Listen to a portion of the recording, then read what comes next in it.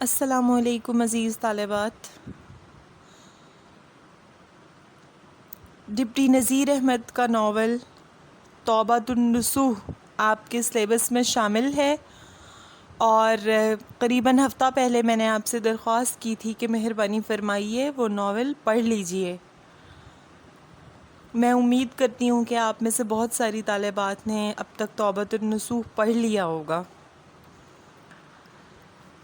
Novel کے فکر اور فن پر بات کرنے سے پہلے آپ کو دو چیزیں معلوم ہونا چاہیے. پہلی بات تو یہ کہ ناول ہے کیا، اور دوسری چیز مصنف کا تعارف. سب سے پہلے میں آپ کو حسب روایت مصنف کا تعارف کرائے دیتی ہوں. توبۃ النصوح ناول جو ہے وہ ڈپٹی نذیر احمد نے لکھا ہے. مولوی نذیر احمد 1836 میں ضلع بجنور یو پی اتر پردیش کے ایک گاؤں میں پیدا ہوئے. انہوں نے اپنی ابتدائی تعلیم اپنے وطن ہی سے حاصل کی. 1845 میں دلی آ گئے.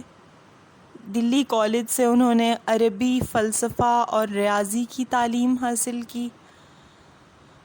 ان کی عملی زندگی کا آغاز ایک مدرس یعنی استاد کی حیثیت سے ہوا، لیکن اپنی خودداد صلاحیت، ذہانت اور انتھک کوششوں سے ترقی کر کے جلد ڈپٹی انسپکٹر مدارس مقرر ہوئے.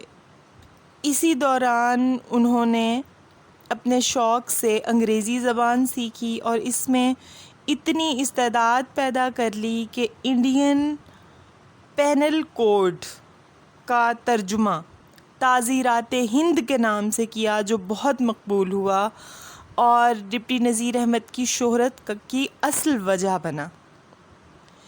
اسی خدمت کے صلے میں ڈپٹی نذیر احمد کو تحصیلدار مقرر کیا گیا، پھر ڈپٹی کلکٹر ہو گئے.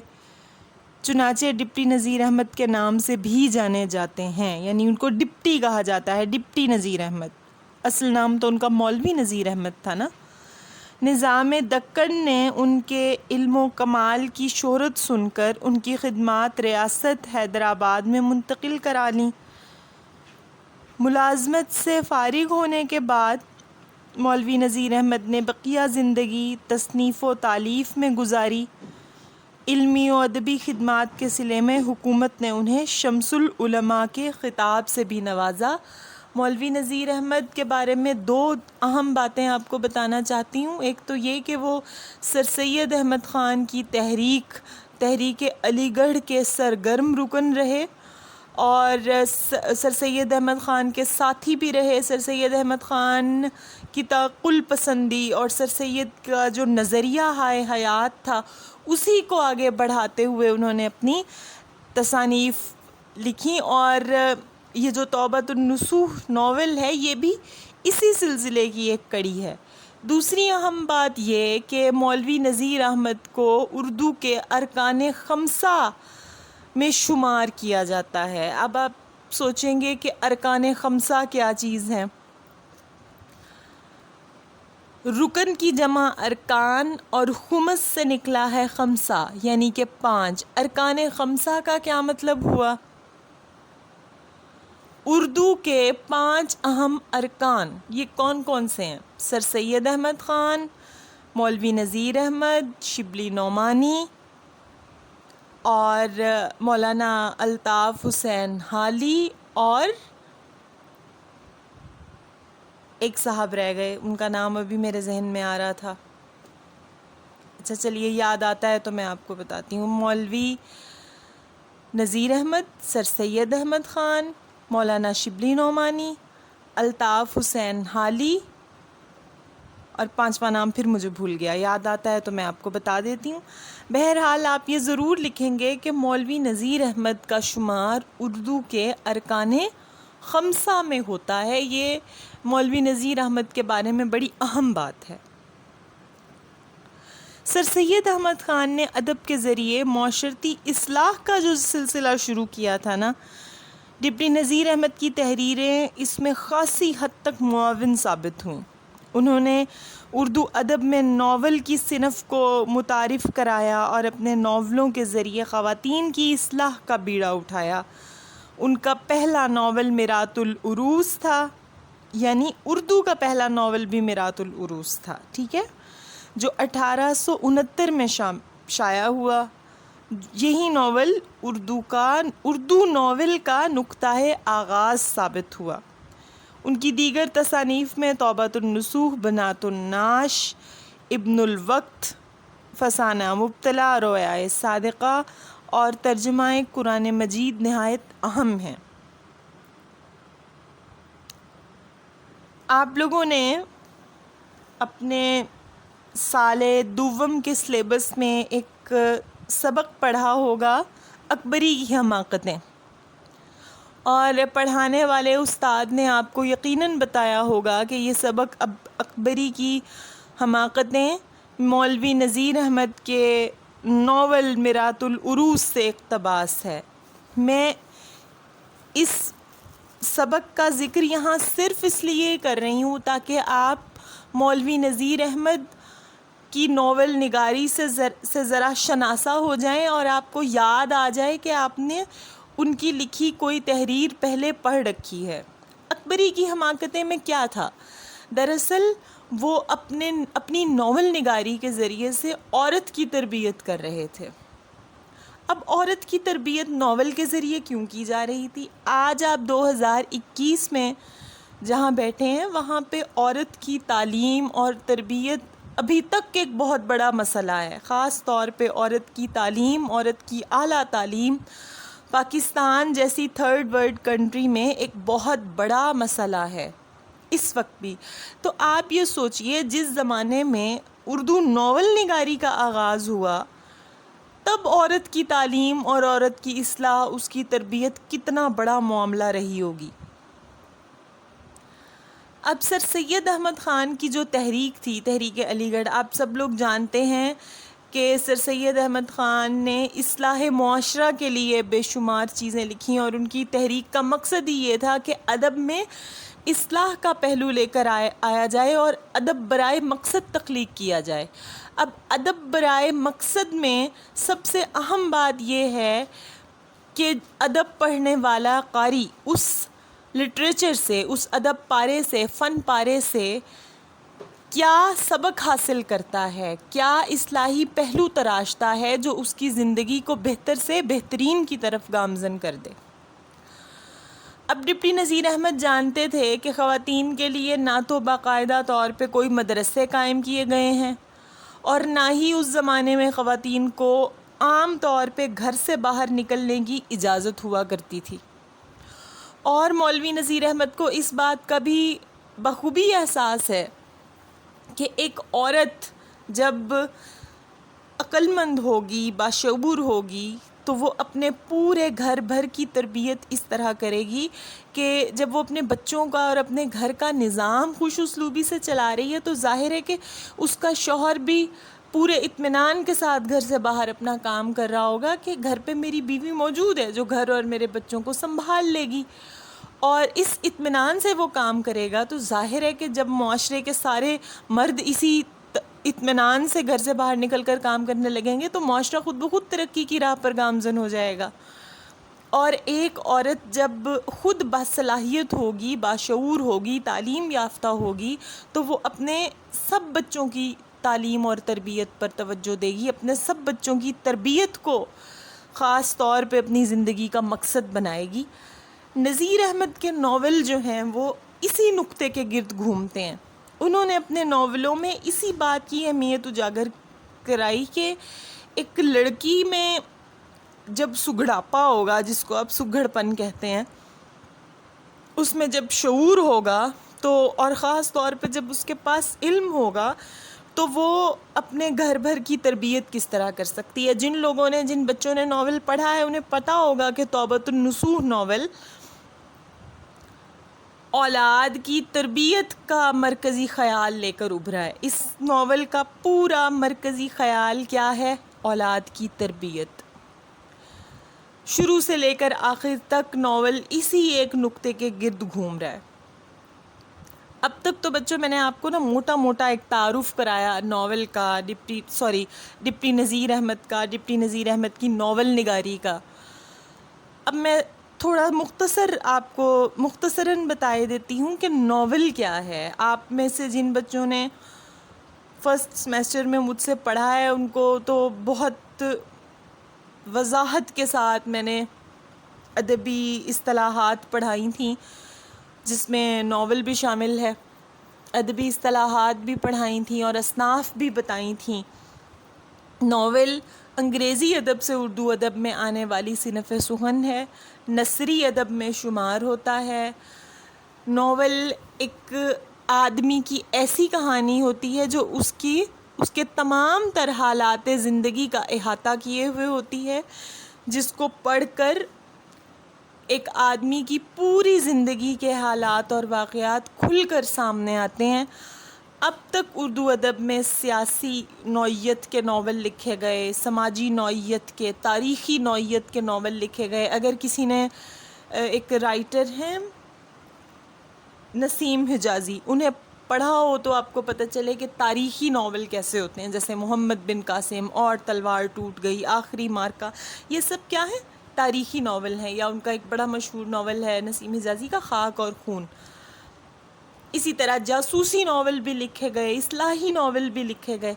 اب موضوع کے اعتبار سے آپ کا شامل نصاب ناول توبۃ النصوح کیا ہے؟ اصلاحی ناول ہے، جس میں مولوی نذیر احمد نے معاشرے کی اصلاح کا جو پہلو ہے اس کو پکڑا ہے اور اسی کے گرد پوری کہانی گھومتی ہے، اور اس کے جو کردار ہیں ان کی پوری زندگی کی ایک کہانی جو ہے وہ آپ کے سامنے آ جاتی ہے۔ ناول پڑھ کے آپ کو پتہ چلتا ہے کہ جہاں سے کہانی شروع ہوئی ہے اس سے پہلے ان کرداروں کی زندگی کیسی ہوگی، اور جہاں کہانی ختم ہوئی ہے اس کے بعد ان کرداروں کی زندگی کیسی ہوگی، آپ کو پورا اندازہ ہو جاتا ہے ناول پڑھ کے۔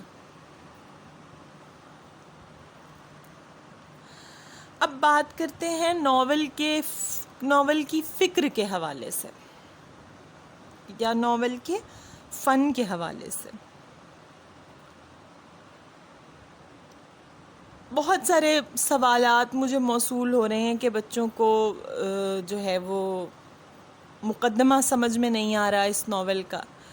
میں نے آپ کے ساتھ جو PDF فائل شیئر کی اس میں افتخار احمد صدیقی صاحب کا لکھا ہوا مقدمہ ہے، اور آپ یاد رکھیے کہ آپ کا جو پیپر کا سوال ہے نا، فکر اور فن کا جو سوال ہے وہ اسی مقدمے سے حل ہو جائے گا۔ یوں تو میں آپ کو سمجھاؤں گی کہ آپ نے ایک ناول کو پڑھ کر فکری جائزہ کیسے لینا ہے اور فنی جائزہ کیسے لینا ہے، لیکن چونکہ آپ اردو ادب میں نئے ہیں اس مقدمے کو پڑھ کے آپ کو زیادہ بہتر طریقے سے سمجھ آ جائے گا، خاص طور پہ اس میں جو ناقدین کی آراء ہے نا، ناقدین اور محققین کی آراء دراصل کیا کرتی ہیں۔ کسی ناقد کی رائے دراصل یہ بتاتی ہے کہ مصنف کا یہ فن پارہ یا مصنف کی یہ تخلیق اردو ادب میں کیا مقام رکھتی ہے۔ اس مقدمے میں مختلف ناقدین کی جو آراء دی گئی ہیں آپ ان کو یاد کر لیجئے۔ آپ فکر اور فن میں لکھتے ہوئے دلیل کے طور پہ اپنی بات کو مضبوط کرنے کے لیے ان کو پیش کر سکتے ہیں۔ آپ کو اس سے بہترین میٹیریل اور کہیں نہیں ملے گا، اور اس میں جو آبجیکٹیو کوسچنز ہیں ان کو نوٹ ڈاؤن کر لیجئے، یہ بہت ضروری بات ہے، اس کو نظر انداز مت کیجئے۔ اچھا، جب آپ کے پیپر میں فکر اور فن کے حوالے سے سوال آئے گا تو فکر میں بات کرتے ہوئے آپ کیا لکھیں گے؟ آپ ابھی اس وقت بھی آپ اگر کاغذ پینسل لے کر بیٹھیں نا اور میری بتائی ہوئی چیزیں نوٹ کر لیں تو وہ جو ڈھیروں ڈھیر کنفیوژنز ہیں آپ کے ذہن میں وہ حل ہو سکتی ہیں۔ آپ لکھتے جائیے کہ فکر میں جب آپ فکر پر بات کریں گے، ناول کی فکر پر، تو اس میں کیا چیزیں لکھیں گے، اور فن پر بات کریں گے تو اس میں کیا لکھیں گے۔ جب آپ ناول کی فکر پر بات کریں گے تو سب سے پہلے آپ یہ لکھیں گے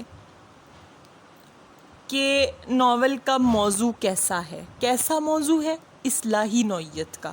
اس کے بعد آپ یہ بتائیں گے کہ اس ناول کا مرکزی نقطہ کیا ہے یا مرکزی خیال کیا ہے، تو وہ کیا ہے؟ تربیت اولاد۔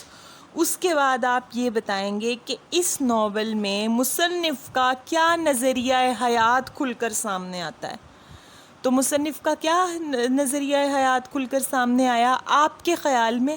آپ وہ لکھیں گے، یہ آپ کو مقدمے سے بھی مل جائے گا۔ کیا نظریہ حیات ہے ویسے ڈپٹی نذیر احمد کا؟ اصلاح معاشرہ، معاشرے کی تربیت۔ اور کس طرح معاشرے کی تربیت؟ جب ایک گھر میں والدین اپنی اولاد کی تربیت اچھی کریں گے، اور اسی طرح ہر گھر کے والدین اپنی اولاد کی تربیت اچھی کریں گے، اور یہ سلسلہ چل نکلے گا تو معاشرہ خود بخود سدھر جائے گا۔ یہ کیا ہے؟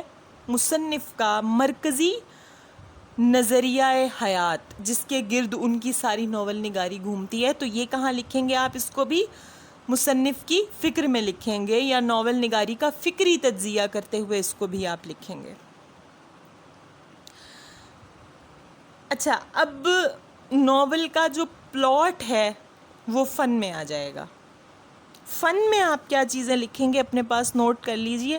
ناول کے پلاٹ کے حوالے سے لکھیں گے کہ اس کا پلاٹ کیسا ہے، سادہ پلاٹ ہے، پیچیدہ پلاٹ ہے، تہدار پلاٹ ہے، یا بالکل جھول جھال والا پلاٹ ہے۔ اس کے بعد آپ لکھیں گے کردار نگاری کے بارے میں، جزیات نگاری کے بارے میں، واقعات نگاری اور اسلوب کے بارے میں۔ اب آپ سوچ رہے ہوں گے کہ پلاٹ کیا ہوتا ہے، کردار نگاری کیا ہوتی ہے، جزیات نگاری کیا ہے، واقعات نگاری کیا ہے، اور اسلوب کیا ہے۔ ان تمام چیزوں کو سر پہ سوار کرنے کی ضرورت نہیں ہے۔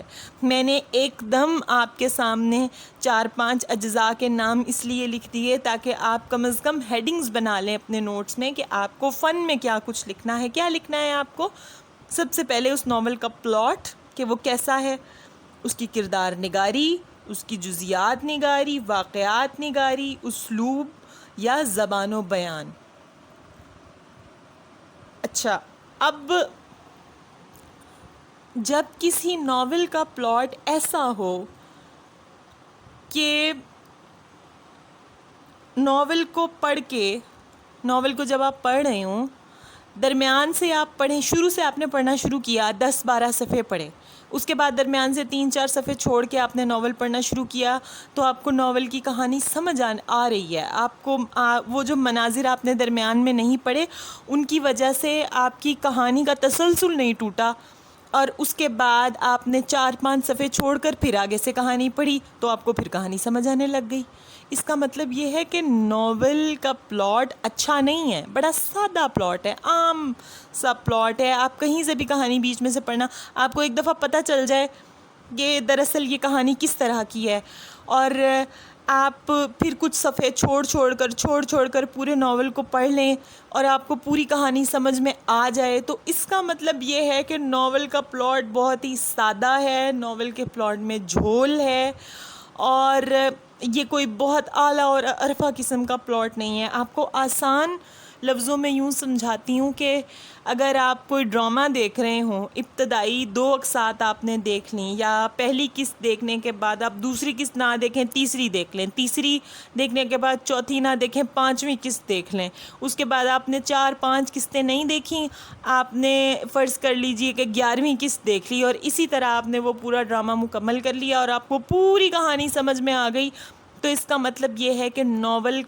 ڈرامے کا پلاٹ پیچیدہ پلاٹ نہیں ہے، تہدار پلاٹ نہیں ہے، اس کی کہانی میں جو ہے کہانی در کہانی کی صورتحال موجود نہیں ہے، وہ ایک عام سا پلاٹ ہے اور اس کے پلاٹ میں جھول ہے۔ خاص طور پہ جو انڈین ڈرامے آپ دیکھتے ہیں، یا اب تو پاکستان میں بھی یہ ریت چل نکلی ہے، جو سوپ آپ دیکھتے ہیں، جو 100 قسطوں پر مشتمل ڈرامے ہوتے ہیں، ان کا پلاٹ کچھ اسی طرح کا ہوتا ہے، جبکہ 13-14 قسطوں پر مبنی جو ڈرامے ہوتے تھے، جو پی ٹی وی میں کسی زمانے میں دکھائے جاتے تھے، یا ہم ٹی وی کے کچھ ڈرامے، یا اچھے رائٹرز کے لکھے ہوئے کچھ ڈرامے جو ہیں، وہ اس طرح کے جس میں تہ تردہ کہانی کی صورتحال ہوتی ہے۔ جیسے ایک ڈرامہ ہے تو دل کا کیا ہوا، ہم ٹی وی کا ڈرامہ تھا، یا ایک اور ڈرامہ ہے پیارے افضل، ARY ڈیجیٹل کا ڈرامہ تھا.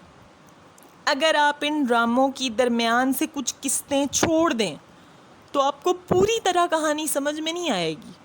تو اس کا مطلب ہے یہ بہت اچھے پلاٹ کی نشانی ہے کہ ڈرامے کا پلاٹ جو ہے وہ بہت اچھا ہے، اس میں تہدار کہانی ہے، کہانی در کہانی کی صورتحال موجود ہے. لیکن اگر آپ نے اب یہ پچھلے دنوں ایک ڈرامہ بڑا فیمس ہوا، میرے پاس تم ہو، ARY ڈیجیٹل کا ڈرامے کا پلاٹ جو ہے وہ کوئی بہت اچھا نہیں تھا، بہت اعلیٰ اور عرفہ پلاٹ نہیں تھا. کہانی بڑی عام سی تھی، مکالمے کے زور پر، کیونکہ اس ڈرامے کے مکالمے بہت زبردست تھے، وہ ڈرامہ ہٹ ہو گیا. اس کے مکالموں میں اصلاح کا پہلو بڑا جاندار اور زوردار تھا، جس نے اس ڈرامے کو شاندار بنا دیا.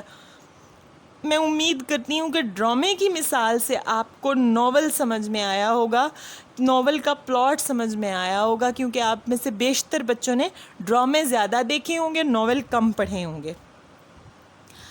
اب دیکھیں نا، ایک کامن سینس کی بات ہے کہ پلاٹ دراصل ہوتا کیا ہے.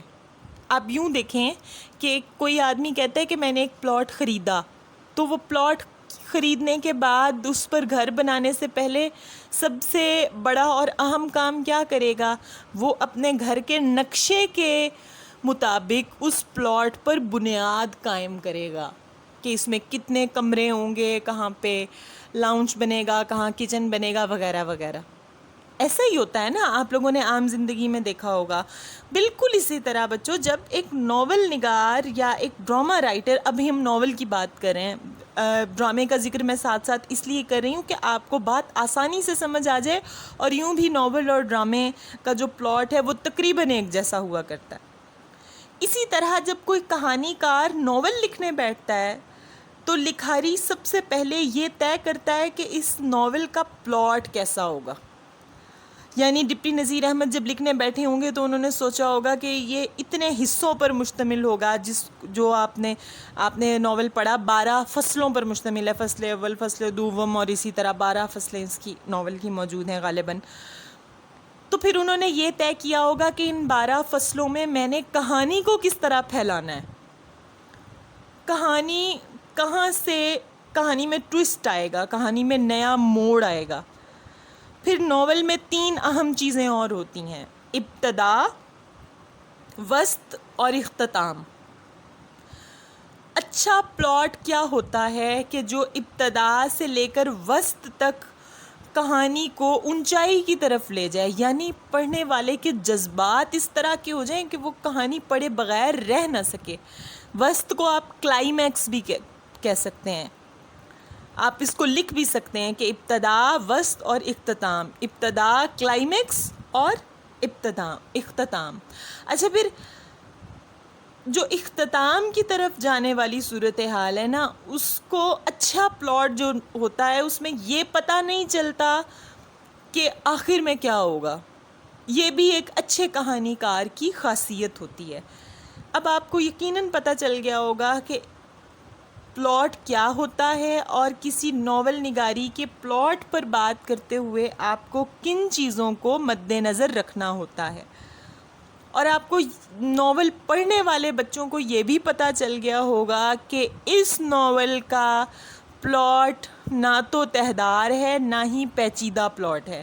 اس میں کہانی در کہانی کی کوئی صورتحال موجود نہیں ہے، سوائے ایک آدھ جگہ کے. جو میں نے پڑھا ہے مجھے یہی سمجھ میں آئی ہے کہ ایک آدھ جگہ کے علاوہ کہیں کہانی در کہانی کی صورتحال موجود نہیں ہے، بلکہ آپ 4-5 صفحے چھوڑ کر ناول کو پڑھیں تو بھی آپ کو کہانی سمجھ آ رہی ہوتی ہے.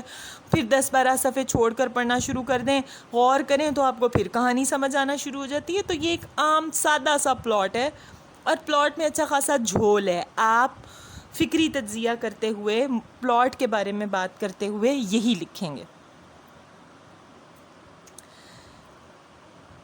اس کے بعد کردار نگاری. تو بچوں، ڈپٹی نذیر احمد کے کرداروں کا جو معاملہ ہے نا، اس میں سب سے دلچسپ اور اہم بات یہ ہے کہ ڈپٹی نذیر احمد کے ناول کے کردار اسم با مسمى ہوتے ہیں. کیسے؟ جو ان کا نام ہوتا ہے نا، ان کی کریکٹرسٹکس، ان کی خصوصیات بھی ان کے نام سے ملتی جلتی ہوتی ہیں۔ ایک چھوٹی سی مثال آپ کو پھر دیتی ہوں ان بچوں کے لیے جنہوں نے یہ ناول ابھی تک نہیں پڑھا، ان کو یوں سمجھ آئے گا کہ اکبری اور اصغری والا چیپٹر آپ نے پڑھا سیکنڈ ایئر میں۔ اب اصغری جو ہے وہ چھوٹی تھی اور اکبری جو ہے وہ بڑی تھی، اور اصغر کا کیا مطلب ہوتا ہے؟ چھوٹا۔ اکبر کا کیا مطلب ہوتا ہے؟ بڑا۔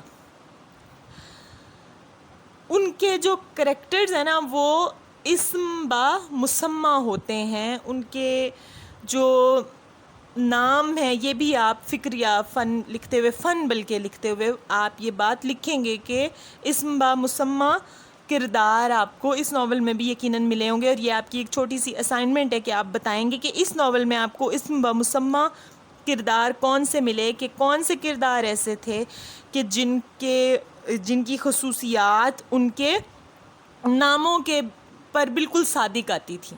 یہ آپ مجھے واٹس ایپ گروپ میں اپنی چھوٹی سی اسائنمنٹ کے طور پہ بتائیں گے۔ اچھا، اب کردار نگاری میں آپ کو یہ بتانا ہے کہ اس ناول کے سب سے اہم کردار کون کون سے ہیں جن کے گرد کہانی گھومتی ہے، پھر وہ سب سے اہم کردار جو ہیں وہ کس طرح کے ہیں، یعنی مثال کے طور پہ جو نصوح کا کردار ہے وہ کس طرح کے آدمی کا کردار ہے، یا جو اس کی بیوی کا کردار ہے وہ کس طرح کے آدمی کا کردار ہے، اس کے بچوں کا کردار کس طرح کے بچے ہیں۔ آپ جیسے ہی اس ناول کو پورا پڑھ لیں گے نا، آپ کے لیے یہ ساری چیزیں آسان ہو جائیں گی۔ ٹھیک؟ تو فن میں سب سے اہم چیز کیا تھی؟ پلاٹ۔ دوسری اہم چیز کیا تھی؟ کردار نگاری۔ تیسری اہم چیز ہے واقعات نگاری یا واقعیت نگاری۔ تو ڈپٹی نذیر احمد کو واقعیت نگاری میں تو ید طولہ حاصل ہے نا، کمال حاصل ہے۔ کیسے؟ کہ آپ دیکھیں شروع میں جب انہوں نے بات کرنا شروع کی تو وہ کس خوبصورتی سے کہانی میں دلچسپی پیدا کر رہے ہیں، جب وہ ہیضے کا سما باندھ رہے ہیں کہ وبا پھوٹی اور ہیضہ پھیل گیا، تو انہوں نے لوگوں کے گھروں کا اور پورے شہر کا اور علاقے کا، لوگوں کی پریشان حالی کا، ان کی قسمہ پرسی کا، ان کی تنگ دستی کا، اور ہیضے کی وجہ سے شہروں کے ویران ہو جانے کا جو سما باندھا ہے، یہی ان کی واقعیت نگاری ہے کہ انہوں نے بڑی خوبصورتی سے دلچسپی پیدا کی کہ جب پڑھنے والا، ان کی جو خصوصیت ہے نا واقعات نگاری کی، آپ فن میں یہ لکھ سکتے ہیں کہ جب ہم ناول پڑھنا شروع کرتے ہیں تو پورا ناول پڑھنے کو جی چاہتا ہے، اس کو درمیان سے چھوڑ دینے کو دل نہیں چاہتا، اگر آپ ایک باذوق قاری ہیں، اگر آپ کو کہانی میں دلچسپی ہے۔ تو یہ ان کے ناول کی ایک بڑی اہم خصوصیت ہے، اور یہ کیوں پیدا ہوئی؟ واقعیت نگاری کی وجہ سے۔ پھر اس ناول کی اور اہم بات آپ فن میں کیا لکھیں گے کہ اس ناول کو مکالمے کے انداز میں لکھا گیا ہے۔ عموماً مکالمے کے انداز میں ڈرامہ لکھا جاتا ہے، ناول مکالمے کے انداز میں نہیں لکھا جاتا۔ تو جب آپ زبان و بیان اور اسلوب کی بات کریں گے تو آپ ڈپٹی نذیر احمد کے عمدہ اسلوب اور عمدہ انداز و بیان کو بیان کرتے ہوئے یہ بھی لکھیں گے کہ مکالمے کی صورت میں یہ ناول تخلیق کیا گیا۔ پھر بات آ جاتی ہے جزیات کے بارے میں کہ جزیات نگاری سے کیا مراد ہے۔ بچوں جزیات کے لفظ پر اگر آپ غور کریں تو جزیات کہاں سے نکلا ہے؟ جزو سے۔ جزو کس کو کہتے ہیں؟ چھوٹے سے حصے کو۔ ٹھیک؟ اب جب کوئی ناول نگار چیزوں کو اتنی باریکی سے بیان کرے کہ وہ یہ بھی بتائے کہ نصوح کا گھر کیسا تھا، نصوح کے گھر کے حالات کیسے تھے، نصوح کے گھر کے جو ہیں وہ حالات کے علاوہ اس کے گھر میں کیا کیا ساز و سامان موجود تھا، یا اس کے بچے کس حالت میں موجود تھے، یہ سب جزیات نگاری ہے کہ جب وہ باریکی میں جا کر بتائے۔ مثال کے طور پہ کوئی مصنف اگر یہ بتا رہا ہے نا کہ ایک دیوار خستہ حال ہے، تو وہ یہ بھی بتا رہا ہے کہ اس دیوار پر کوئی سینری لگی ہوئی تھی یا اس پر کوئی بندوق ٹنگی ہوئی تھی، اور اگر کوئی مصنف کسی کوٹھی یا بنگلے کا سما باندھ رہا ہے تو وہ یہ بتا رہا ہے کہ اس کا پینٹ کس کلر کا تھا۔ اب یہ بہت چھوٹی چھوٹی باتیں ہیں، اس طرح کی چھوٹی چھوٹی باتوں کو اگر کوئی مصنف بیان کرنے نکلے تو اس کو کیا کہیں گے؟ جزیات نگاری۔ تو بچوں آپ نے کرنا کیا ہے؟ آپ نے واقعات نگاری اور جزیات نگاری کے لیے چھوٹے چھوٹے سے کچھ اقتباس ناول میں سے نکال لینے ہیں، 2 3 لائنوں کے، 4 لائنوں کے، جو آپ آسانی سے یاد کر سکیں. اپنے آپ کو مشکل میں مت ڈالیے. میں نے کوشش کی ہے کہ آپ کو انتہائی آسانی سے یہ ناول پڑھاؤں. 2 سے 3 لائنوں کا ایک اقتباس نکالیے جس میں آپ کو لگتا ہے کہ اس میں جزیات نگاری ہے. 2 سے 3 لائنوں کا ایک اقتباس نکالیے جس میں آپ کو یہ لگتا ہے کہ اس میں واقعیت نگاری ہے. 2 سے 3 لائنوں کا ایک اور اقتباس نکالیے جو آپ کو لگے کہ میں اس کو فکر و فن پر تجزیہ لکھتے ہوئے بتا سکتی ہوں کہ ڈپٹی نذیر احمد کا مکالمہ کیسا تھا. 3 چیزیں میں نے بتائیں: واقعات نگاری، جزیات نگاری اور مکالمہ. ٹھیک ہے، ان پر آپ چھوٹے چھوٹے سے جو ہیں وہ اقتباس نکالیے اور نکال کر مجھے واٹس ایپ گروپ میں دکھائیے، مجھ سے پوچھیے. اگر آپ نے غلط اقتباس نکالا ہوگا تو میں آپ کو گائیڈ کروں گی کہ یہ اقتباس آپ نے غلط نکالا ہے. اگر صحیح نکالا ہوگا تو میں آپ کو بتاؤں گی کہ یہ اقتباس بالکل ٹھیک نکالا ہے آپ نے، آپ اس کو فکر و فن میں لکھ سکتے ہیں. تو بچوں اب تک کے لیے اتنا ہی. آج کا لیکچر ہمارا اس کے ساتھ ختم ہوا. میں امید کرتی ہوں کہ آپ کو ڈپٹی نذیر احمد کے ناول توبۃ النصوح کے حوالے سے کوئی اور سوال اب نہیں آپ کے ذہن میں ہوگا، اور اگر ہے تو آپ واٹس ایپ گروپ میں مجھ سے پوچھ سکتے ہیں. میں وہاں آپ کے سبھی سوالات کے جوابات دوں گی انشاءاللہ. ایک اور اہم بات یہ بچوں کہ آپ کو اس حوالے سے نا بہت زیادہ پریشان ہونے کی ضرورت نہیں ہے. میں نے آپ کو جس طرح میر تقی میر کی غزل اور مرزا غالب کی غزل کے نوٹس فراہم کیے ہیں نا بنا کر، وہ جو ترتیب و تسوید ہے ثنا صاحبہ کی PDF فائل جو میں نے وہاں شیئر کی ہے، بالکل اسی طرح میں اقبال کی نظم، فیض کی نظم اور ڈپٹی نذیر احمد کے ناول کے حوالے سے بھی وہاں پہ نوٹس شیئر کر دوں گی. آپ کو پریشان ہونے کی کوئی ضرورت نہیں ہے. لیکن آپ ناول کو پڑھیں ضرور. اگر آپ ناول نہیں پڑھیں گے آپ کو کوئی نوٹس ٹھیک طریقے سے سمجھ میں نہیں آئیں گے، آپ پیپر دینے کے لیے کنفیوز بیٹھے ہوں گے.